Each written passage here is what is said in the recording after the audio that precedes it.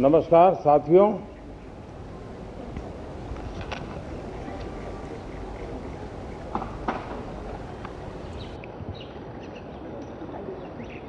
शीतकालीन सत्र है और माहौल भी शीत ही रहेगा।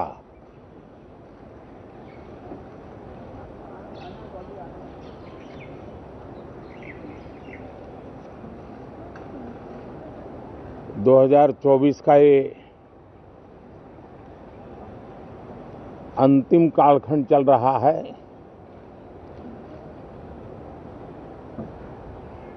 देश पूरे उमंग और उत्साह के साथ 2025 के स्वागत की तैयारी में भी लगा हुआ है। साथियों, संसद का ये सत्र अनेक प्रकार से विशेष है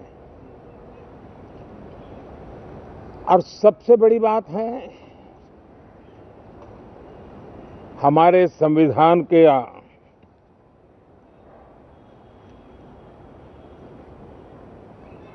75 साल की यात्रा, 75वें साल में उसका प्रवेश, ये अपने आप में लोकतंत्र के लिए एक बहुत ही उज्जवल अवसर है। और कल संविधान सदन में सब मिलकर के इस संविधान के 75वें वर्ष की उसके उत्सव की मिलकर के शुरुआत करेंगे।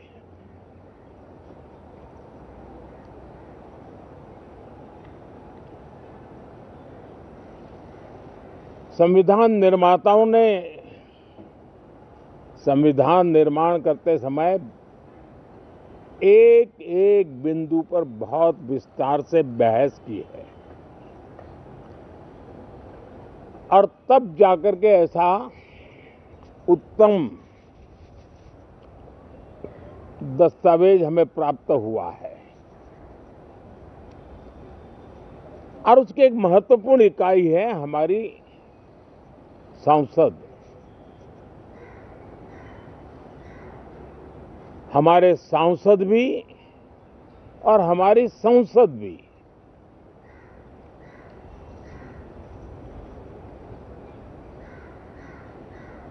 पार्लियामेंट में स्वस्थ चर्चा हो, ज्यादा से ज्यादा लोग चर्चा में अपना योगदान दें। दुर्भाग्य से कुछ लोगों ने अपने राजनीतिक स्वार्थ के लिए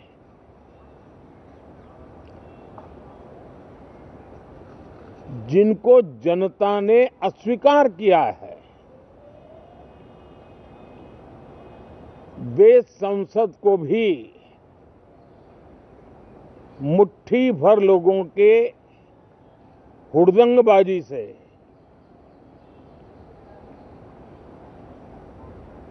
कंट्रोल करने का लगातार प्रयास कर रहे हैं। उनका अपना मकसद तो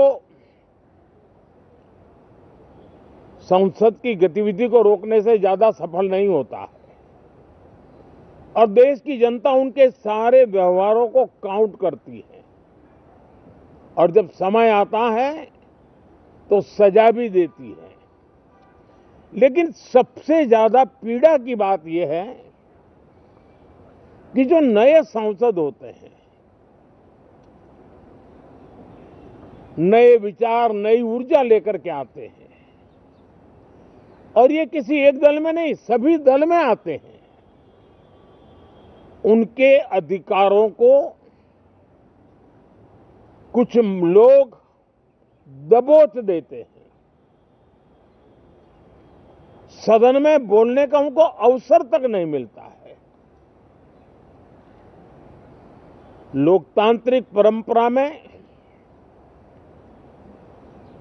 हर पीढ़ी का काम है आने वाली पीढ़ियों को तैयार करे, लेकिन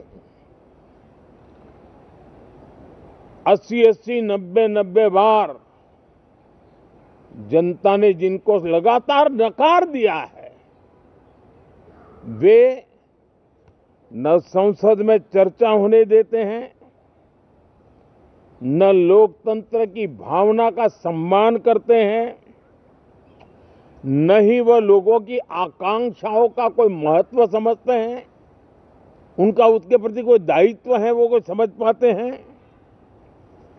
और उसका परिणाम है वो जनता की उम्मीदों पर कभी भी खरे नहीं उतरते हैं और परिणाम स्वरूप जनता को बार बार उनको रिजेक्ट करना पड़ रहा है। साथियों, ये सदन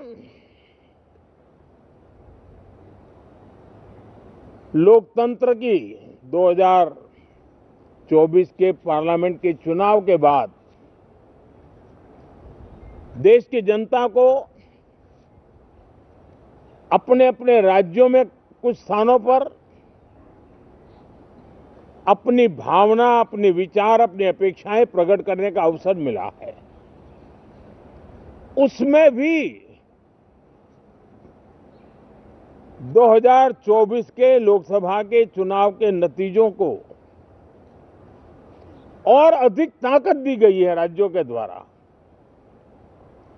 और अधिक बल प्रदान किया गया है, और अधिक समर्थन का व्याप बढ़ा है। और लोकतंत्र की यह शर्त है कि हम जनता जनार्दन की भावनाओं का आदर करें, उनकी आशा अपेक्षाओं पर खरा उतरने के लिए दिन रात मेहनत करें। मैं बार बार खास करके विपक्ष के साथियों से आग्रह करता रहा हूं, और कुछ विपक्ष बहुत जिम्मेदारी से व्यवहार करते भी हैं। उनकी भी इच्छा रहती है कि सदन में सुचारू रूप से काम हो, लेकिन लगातार जिनको जनता ने नकार दिया है, वे अपने साथियों की बात को भी दबोच देते थे, उनकी भावनाओं का भी अनादर करते हैं, लोकतंत्र की भावनाओं का अनादर करते हैं। मैं आशा करता हूं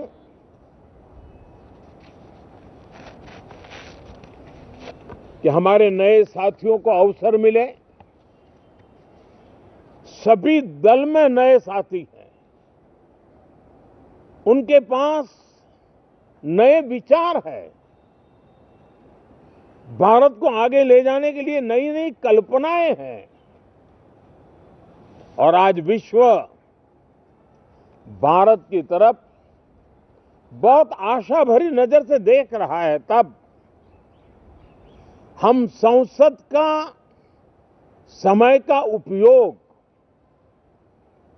वैश्विक स्तर पर भी भारत के आज जो सम्मान बढ़ा है, भारत का प्रति जो आकर्षण बढ़ा है, उसको बल प्रदान करने वाला हमारा व्यवहार रहना चाहिए।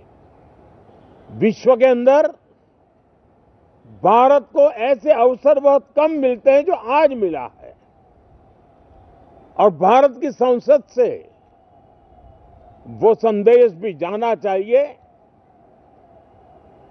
कि भारत के मतदाता, उनका लोकतंत्र के प्रति समर्पण, उनका संविधान के प्रति समर्पण, उनका संसदीय कार्य पद्धति पर विश्वास, संसद में बैठे हुए हम सबको जनता जनार्दन की इन भावनाओं पर खरा उतरना ही पड़ेगा। और समय की मांग है, हम अब तक जितना समय गंवा चुके हैं उसका थोड़ा पश्चाताप करें और उसका परिमार्जन करने का उपाय यही है कि हम बहुत ही तंदुरुस्त तरीके से हर विषय के अनेक पहलुओं को संसद भवन में हम उजागर करें। आने वाली पीढ़ियां भी पढ़ेगी उसको, उसमें से प्रेरणा लेगी।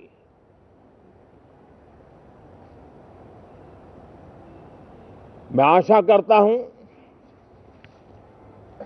कि ये सत्र बहुत ही परिणामकारी हो, संविधान के 75वें वर्ष की शान को बढ़ाने वाला हो, भारत की वैश्विक गरिमा को बल देने वाला हो, नए सांसदों को अवसर देने वाला हो, नए विचारों का स्वागत करने वाला हो। इसी भावना के साथ मैं फिर एक बार सभी माननीय सांसदों को उमंग और उत्साह के साथ इस सत्र को आगे बढ़ाने के लिए निमंत्रित करता हूं, स्वागत करता हूं। आप सब साथियों का भी बहुत बहुत धन्यवाद।